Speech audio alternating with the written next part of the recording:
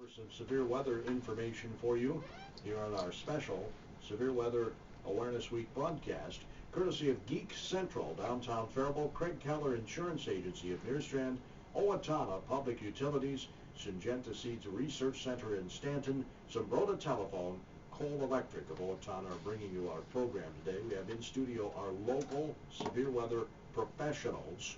We have Sheriff Troy Dunn with us, Jennifer Hauer-Schmitz. What's your official title, Jennifer? I'm the Emergency Management Director for Rice County. Yeah, that's what I thought. Emergency Management Director for Rice County, and the Emergency Management Director for the city is also our fire chief, and you wear many hats, Dusty. Yep, thank you. Yeah, I'm Dusty happy to be here. Dienst also with us today, and of course, do you oversee the Emergency Management Department, or are you separate departments, Troy? No, the sheriff oversees all of the departments within the county and the public safety sector. So yeah, Jennifer's one of our leads, you know, and just like chief deputy and jail administrator, those kind of things. So when severe weather strikes, there's a tornado watch or something, do all the officers go out, and are they spotters? Are they trained? The officers working on the street are going out. I can only think of 2 times in my 27 years that we've called extra people in when we've had actual tornado warnings, where we called extra people in because we started to get calls and things like that. But otherwise, we utilize our volunteer spotters. And we have a lot of great spotters in Lonsdale. I know they have a great spotter network, right, Jennifer? That is correct. Lonsdale and Morristown, yes, and Rice County, even City of Northfield as well. They all have spotters, and we rely on them for the weather. And I can become a trained spotter. Certainly, certainly. Anybody from the public, whenever we have any classes, any members from the public are welcome to attend. Do you post those somewhere where I can find out when they are, where they are? We'll let the radio stations know, and we can put them on our website. Okay, so watch for that. It's probably not a bad idea, even if you don't want to be a trained spotter, to learn about it, right? That is correct. It's if you're training yourself, you're going to be safer if something ever does happen. And in the city, Dusty, does the local police department and the local firefighters, are they trained spotters too? The firefighters are. Jennifer gave the firefighters a class, I believe, last Jennifer. year. Yeah, so we took part in that. We don't send them out specifically to look at it, but like we're alluding to, the more eyes that know what to look for out there in general, the better awareness we all have. Yeah, well, like you said, the most eyes that are watching at night would be the most difficult. Correct.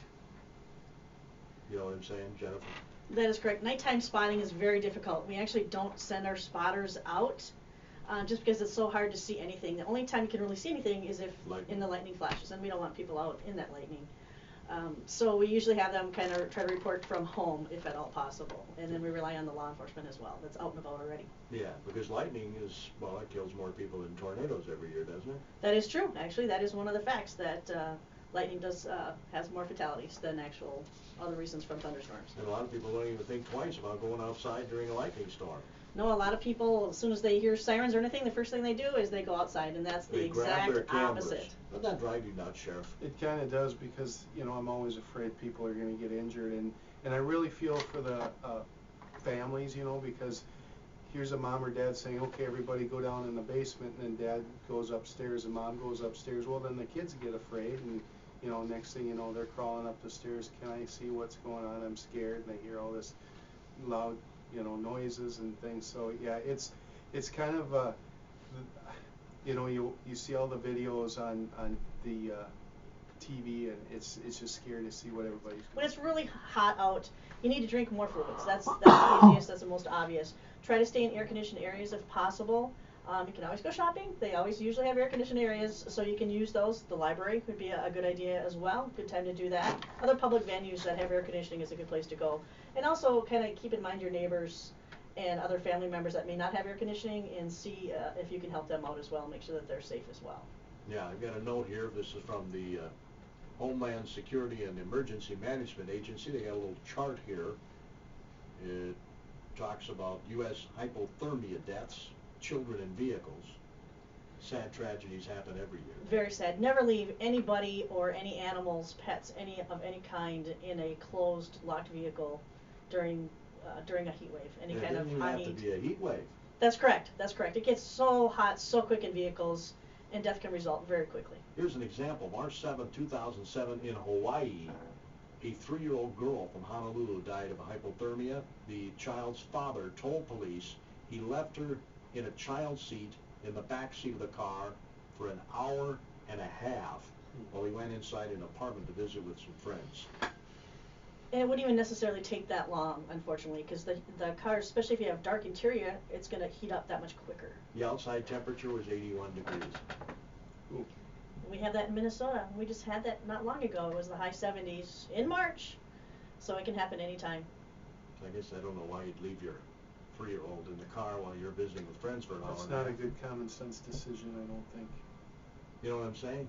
Mm-mm. You take the kid with you. You don't think your friends want to see your little 3-year-old? Right, it just doesn't make sense. But, I mean, obviously we can make those judgments all the time, but we hear about this all the time, too. That's what's frustrating. Yes, it's very, very sad. Well, and we get calls, you know, I hear calls, you know, at local stores where parents run in to get something at a grocery store or Walmart and they leave their kids inside and they, you know, well, I left the window cracked, and it's like, it still doesn't make a difference. You know, it's not safe to leave it. And, I mean, there's so many things that could go wrong there. And it's something that's so easily preventable. The atmosphere and the windows of a car are relatively transparent to the sun's shortwave radiation and are warmed very little. However, this shortwave energy does heat objects that it strikes. For example, a dark dashboard or seat can easily reach temperatures in the range of 180 to over 200 degrees Fahrenheit, it says here. That's correct. I have dark interior in my vehicle, and just the other day when it was nice out, I had to immediately roll down the windows because it was so warm in there. So just think about staying in there for 15, 20 minutes. You said an hour and a half for that poor child. Yeah, 3-year-old. I can't even imagine the suffering involved there either. So that's sad. This chart only goes back to 2009. I don't know why we can't get more current information. That's 7 years ago. Anyway, in 2009, 33 kids were killed, died of hypothermia. Mm-hmm. 33. 42 in 2008, 35 in 2007, 30 in 2006. There's never less than that. 30 was the lowest on this chart. It goes back to 98 through 2009. So. And those numbers should actually be 0. That Yeah. would be the optimal. That's a is preventable having, death. Exactly. So please don't leave kids or pets in the vehicle. Correct. And it doesn't have to be during a heat wave. That's correct. That's correct.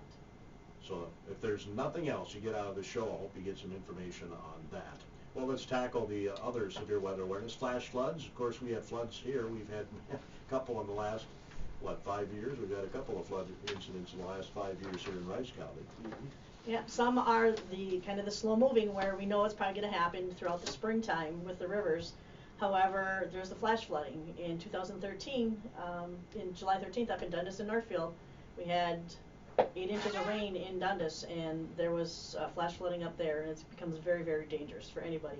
Never drive through any rushing or road water-covered roads.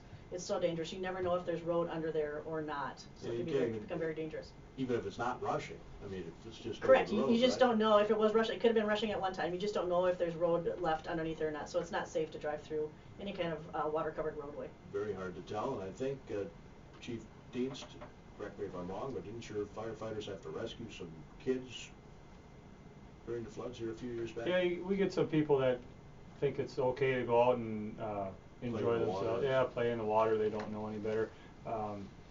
Floods are not something that we think about people dying in a lot. Right. We just stay away from them because it's easy to stay away from them.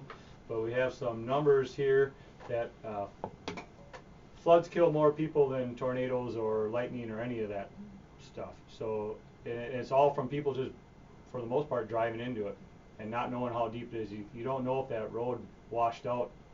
You can't tell from the surface. I know there are people that refuse to leave their homes, that kind of thing. That's correct. But also be advised that just walking through any kind of rushing water, even just 6 inches of rushing water can knock a person off their feet. So don't walk through it, don't drive through it. Just turn around, stay alive. It's powerful. I always say, look at the Grand Canyon. If you don't believe water's powerful. Yeah, no, and I just, back in 2013, I watched that 10-foot culvert up by Dundas and Northfield, and it just flipped it. I mean, the power was just amazing. So Imagine how much weight is in that 10-foot pole. it was crazy. So we were fortunate that nobody got injured or killed that day. Yeah, that was something else.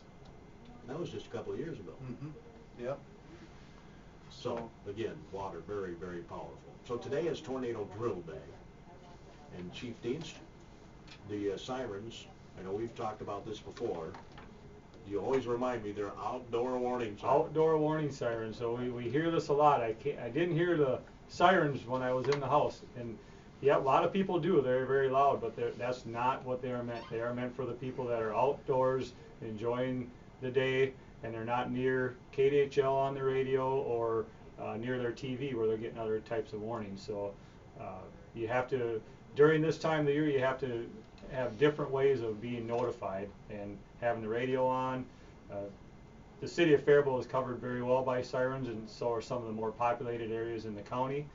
But we also want to encourage Everbridge, because no matter where you are, if you're signed up for Everbridge on your cell phone, and most people don't leave home without it, their cell phone that is, they'll get that notification. Yeah, and the notification, correct me if I'm wrong, Sheriff, is a pretty quick notification. So what you do when you get it is you tune in and get the more specific information here on the radio. Yep.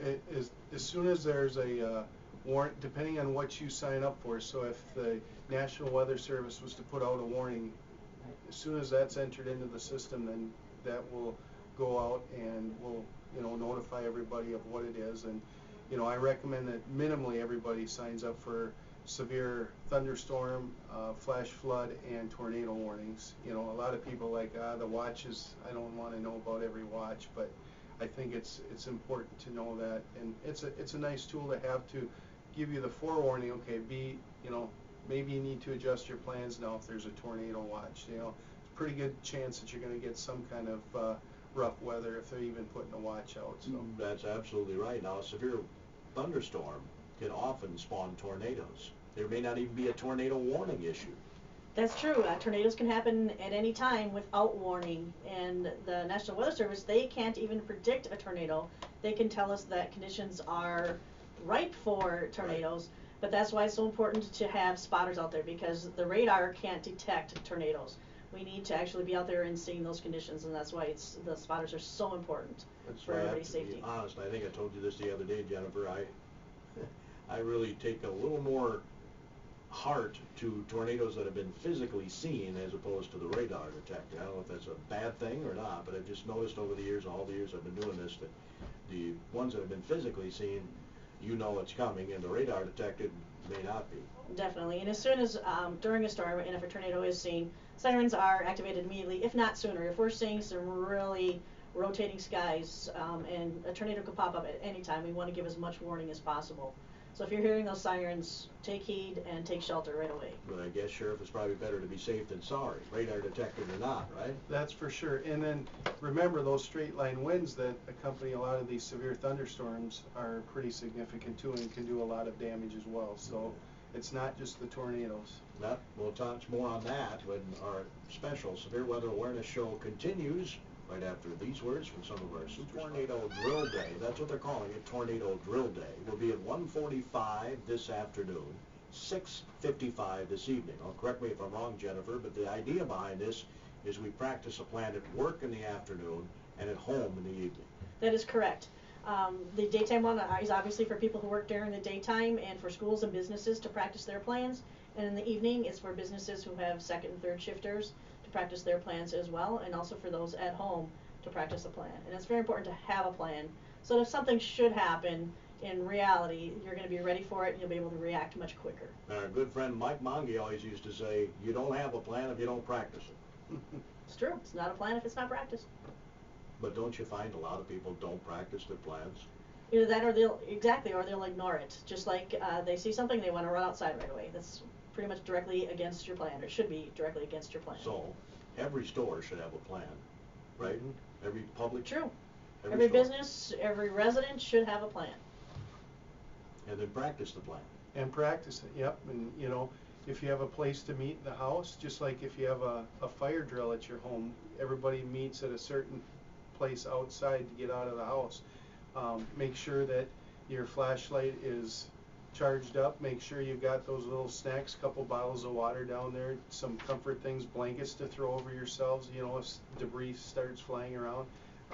You know, I still remember doing it with my son, and then a couple years after he got a little older, he was like, "Hey, Dad, I think the granola bars are expired. Maybe we should put some new ones down there."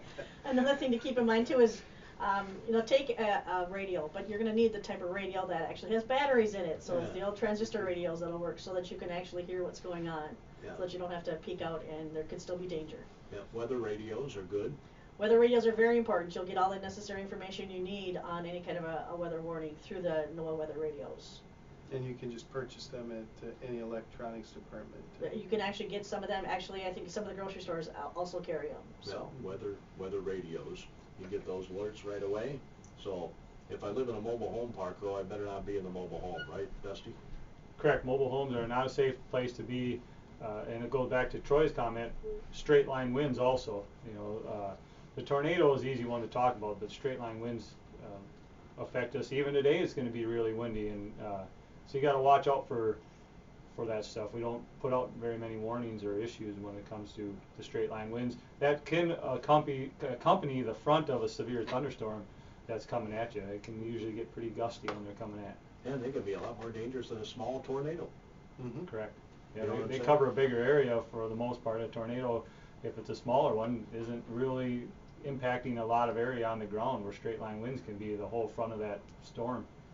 And each mobile home park needs to have a shelter or some place to go in the event of an emergency, right?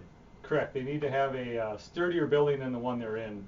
The ones in Faribault that I'm familiar with, we have an agreement with the school district, and the bad part about that is that some of them are not all that close. So that's why the having warning and knowing this is coming at you to give you a little time to drive. You're going to have to drive to the nearest schools where we're sending them. So we have agreements set up for that. But it's probably safer to be doing that than sitting in your mobile home, though, isn't it? Correct. But you know, people are driving around all the time. They need to know what to do when they see one of these things coming. If you are driving, you can't, you know, don't try to outrun it. That's not going to happen. Tornadoes don't always go in a straight line, or don't, like you were saying earlier, don't always just go forward. You know, they'll back up and, you know, come back and get you just when you think it went by. So know what to do. Don't outrun it. Get into a low area. Don't get into a low area that's full of water, because now you got another issue if there's some heavy rains that are accompanying that. But get in a ditch, lay down flat, cover your head with something, if anything that you have with you, or your hands for flying debris. Yeah, I think I was talking to my cousin at a reunion here this past weekend, and he had a tornado go through his neighborhood. He lives in Texas, probably a block from where he lived. He said a mobile home park was totally flattened, and everybody survived. There was no casualties. Right. That was awesome. And in the summertime, when a lot of us do vacationing, I think it's important that wherever you're staying, you know, ask the owners or the managers, you know, where's a safe place to go if we get severe weather. You know, growing up, going to the campgrounds, you know, you're in a little pop-up tent or pop-up camper, and some severe weather comes in, you need to know where to go before it happens. So ask those questions. Nice to know where you're at too, what county you're in, that sort of thing. Yeah. I think that brings up a good point too. We talked about the mobile homes and camping, but there are a fair amount of homes, especially around lakes in certain areas, that don't have basements. So private residences, so they need to know their neighbor or their friend that does have a basement to go to. If you don't have a basement and you can't go anywhere else, you need to go to an interior room in your home that has a lot of walls around you, which typically is a bathroom. Yep. So they don't have windows. A lot of times they're not on the outside. They're smaller, so you have that support structure of the walls around you to, and a lot of times the plumbing in those, they end up being a 2x6 wall, so they're a beefier wall, and you want to have a lot of those around you when you have things falling down. Yeah, good point. And even small closets can offer great protection. You want to make sure you just stay away from the windows. That's really important, because that's going to be extra debris flying in your home. I think everybody knows by now, but it doesn't hurt to refresh our memories. Years ago, they used to tell us to open up certain windows in the house. That's a myth. It's a myth. No, and don't even take the time to do that. You just want to get yourself to seek shelter and get yourself safe. That's more important than worrying about opening windows. Well, I remember that used to be information we'd give out back when I first started in radio all these many years ago. That was information that they actually had you give. And they've realized over time that it's wasting time. It's wasting precious time that you could take getting yourself and your family safe, seeking shelter. So don't even take the time to do that. Just find shelter. So if I'm outdoors, you said just get into a lower ground area. Correct. Lay flat, and also look around you. What are you laying around? Are you laying around a lot of loose debris, a lot of, can't think of an example now where you wouldn't want to be, but laying down flat and covering your head, protect yourself from things flying around. I'm glad you brought that up, Troy, because I remember a farmer on his tractor, those tornadoes hit by the Stanton turnoff there. Mhm. They lost some turkey barns right there along Yep. that roadway. He was on his tractor when the tornado hit. Yeah, and those could be dangerous too, and a lot of them, don't have a safe roll cage on them. When Dusty was talking about, a lot of times in these severe weather, when you get tornadoes and everything, you get hail. Well, people try to find cover for their cars, so then they park under trees, and then the winds come up, and now you got these trees blowing down on top of you and stuff. So things to keep in mind. I mean, yeah, look for that low spot in a valley where there's probably not a lot of trees, just where you're going to get out of the main wind and everything. And if some hail comes, your car should protect you from that. It might not look good in the end, but it's better than being outside or being crushed by a tree too. So That's for sure. Anything I didn't touch on, Jennifer, that we should have today? I think we've covered a lot. It's mainly just having a plan and practicing that plan and make sure if there is weather, be aware. Just always be aware of where you're going, where you are, and what the weather conditions are. And then have a plan even in the back of your mind as to if something should happen, where am I going to go? You want to seek shelter. The best thing is to seek shelter if you can. Yeah, absolutely.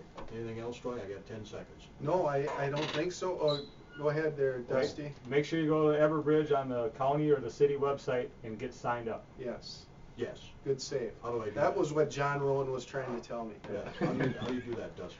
You can go right to the websites. Sorry, Dusty. You can go right to the websites and look for the Citizen Alert program, and then they can click on that and then go through the sign-in process. We get everybody signed up. Yes. Correct? That's the goal, right? Yes. Everybody signed up. Practice today, everyone. Take it seriously so you're ready for the real thing. That's right. Owatonna and Steele County are in the same system, right? The Everbridge system? Mhm. Yes. That's Just wanted correct. to remind people down there, too. Hey, thanks for coming in, guys and gals. Thanks for having us. Appreciate it Yes. very much. That concludes today's edition of AM Minnesota.